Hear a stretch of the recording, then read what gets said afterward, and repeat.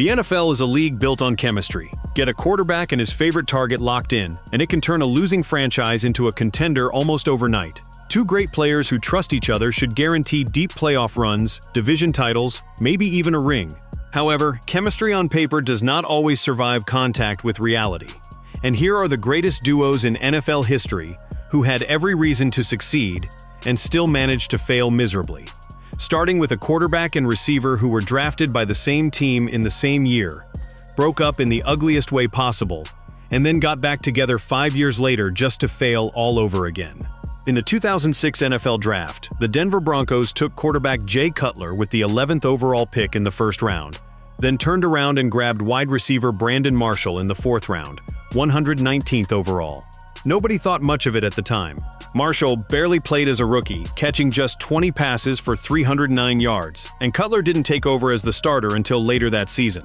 But by 2007, Marshall exploded for 102 catches and 1,325 yards, and in 2008 he topped that with 104 receptions, 1,265 yards and a Pro Bowl selection, while Cutler threw for 4,526 yards and 25 touchdowns and made his first Pro Bowl too. Their signature moment came in Week 2 of that 2008 season, a wild 39-38 win over the Chargers, where Marshall caught 18 passes for a franchise record, and Cutler somehow avoided having a fumble count against him thanks to a controversial no call, then found rookie Eddie Royal for the winning score and a 2-point conversion.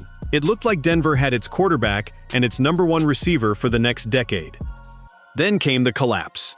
Heading into the final 3 weeks of that 2008 season, the Broncos had a 3-game lead in the AFC West with 3 to play, on pace to become the first team since division play began in the modern era to hold that kind of cushion, with 3 weeks left and still miss the playoffs. Denver lost to Carolina, then blew a 13-point lead to Buffalo, then got demolished 52-21 by the Chargers in the Week 17 finale. Both teams finished 8-8, but San Diego won the tiebreaker on division record and took the AFC West, while Cutler and Marshall's Broncos went home. New coach Josh McDaniels then quietly tried to trade for Patriots backup Matt Cassell behind Cutler's back.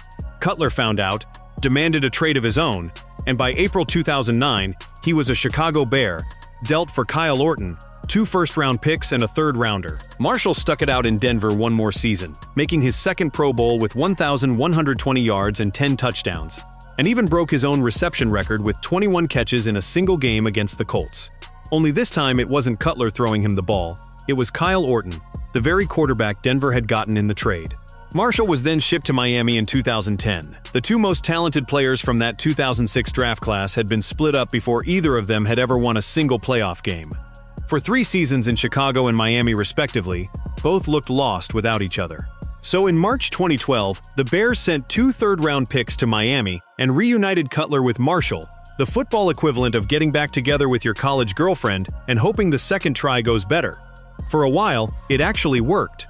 Marshall caught a career-best 118 passes for 1,508 yards and 11 touchdowns in 2012, making first-team All-Pro and finally giving Cutler a real #1 target after 3 years of relying on speedy but undersized options like Devin Hester and Johnny Knox, neither of whom was built to be a true possession receiver. The Bears started that season 7-1. Then Cutler broke his thumb, running back Matt Forte tore a knee ligament, and Chicago lost 5 of its last 6 to finish 10-6. Missing the playoffs on a tiebreaker to the Vikings, who finished with the exact same record. In 2013, Marshall added 100 more catches and a career-high 12 touchdowns, and the Bears still finished 8-8 and missed out again. Then, in 2014, it all came apart for good. Cutler signed a 7-year contract extension worth well over $100 million, and promptly threw a league-leading 18 interceptions. Marshall broke 2 ribs and punctured a lung in December, and head coach Mark Trestman got so desperate that he benched Cutler for a backup named Jimmy Clausen, with 2 games left in a lost season. Chicago finished 5-11, and both Trestman and the general manager were fired the day after the season ended. Marshall was traded to the Jets that March. Add it all up, and across parts of 6 seasons and 75 games as teammates in Denver and Chicago, Cutler found Marshall 466 times for 5,915 yards and 42 touchdowns. It's a video game stat line built entirely out of two guys who never once played a postseason game together. Marshall would go on to play for the Dolphins, Jets, Giants, and Seahawks too, and by the time he retired, his 12,351 career receiving yards were the most in NFL history by any player who never appeared in a single playoff game. That's the whole story of Cutler and Marshall in one number. Marshall's talent never once translated into a playoff snap, and he's far from the only star receiver whose numbers dwarfed his team's results. Just ask Donovan McNabb, whose one real shot at a championship got wrecked by his own superstar the following season. The Philadelphia Eagles brought in Terrell Owens in 2004, hoping to finally get McNabb over the hump after 3 straight NFC championship losses, and it worked almost immediately. Owens caught 77 passes for over 1,200 yards despite missing time with a broken leg. McNabb had the best year of his career, throwing for 3,875 yards with 31 touchdowns against just 8 interceptions, and the Eagles stormed to a 13-3 record before beating the Vikings and the Falcons to reach Super Bowl 66. Owens, playing on that same badly damaged ankle just weeks after surgical repair, still managed 9 catches for 122 yards, but Philadelphia lost 24-21 to the Patriots. It was heartbreaking, but it looked like the start of something, not the end. Instead, the very next training camp blew the whole thing up. Owens held out for a new contract, at one point setting up shop in his own driveway to work out in front of reporters while his teammates practiced without him. Tensions inside the building got so bad that Owens ended up in a physical altercation with teammate Hugh Douglas. The distraction became a full-blown crisis. Owens publicly suggested the Eagles would have gone undefeated with a different quarterback throwing him the ball, was suspended for 4 games in November 2005, then deactivated for the rest of the season entirely. Philadelphia finished that year 6-10 without him and released him the following March.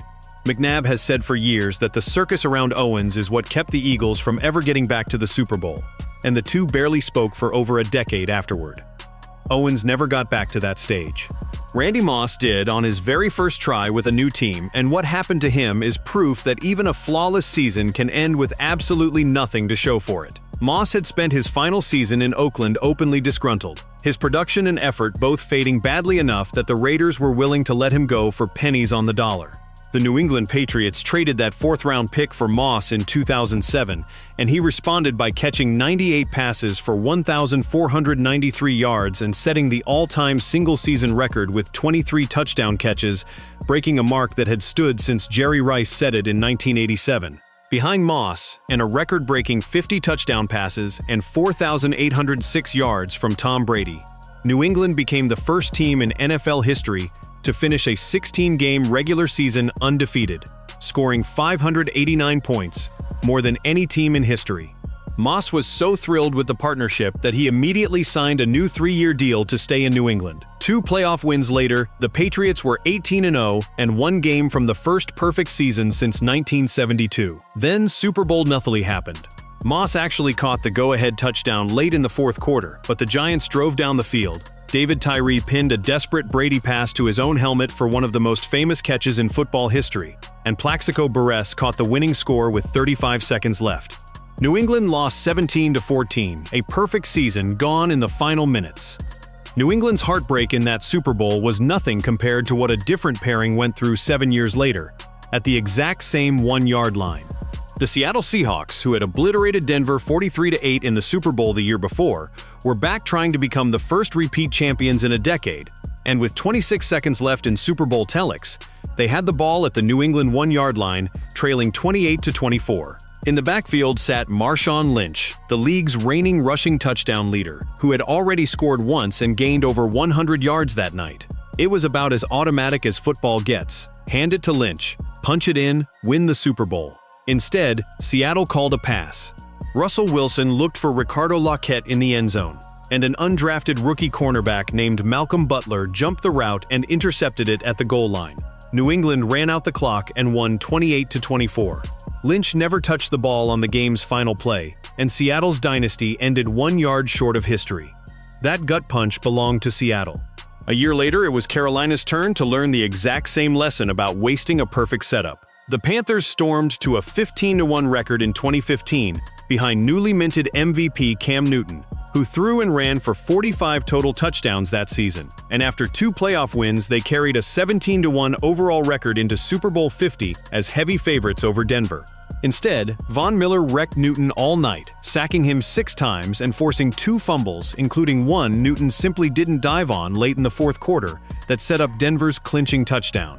Carolina lost 24-10, and Newton made things worse afterward by walking out of his post-game press conference after a string of one-word answers, later telling reporters he was simply a bad loser and had no interest in pretending otherwise.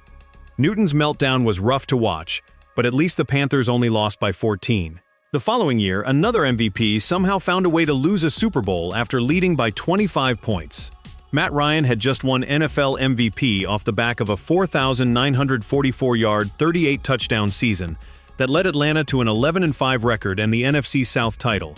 And alongside Julio Jones, he had the Falcons up 28-3 over the Patriots in the third quarter of Super Bowl LI, a lead no team had ever blown in the game's history.